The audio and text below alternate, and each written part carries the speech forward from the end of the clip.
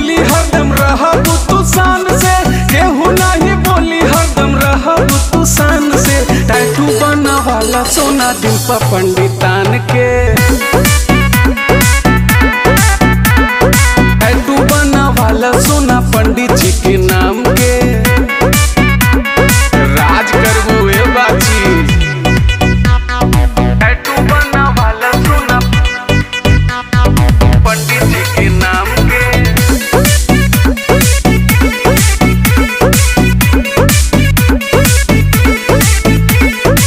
जती हमार गोरी हवे बरांड हो, बोलेला ढेर जे हो जाला कांड हो। रंगदारी विरासत में मिलल बा बाबू। जती हमार गोरी हवे बरांड हो, बोलेला ढेर जे हो जाला कांड हो। छेड़ दे तो है जे चले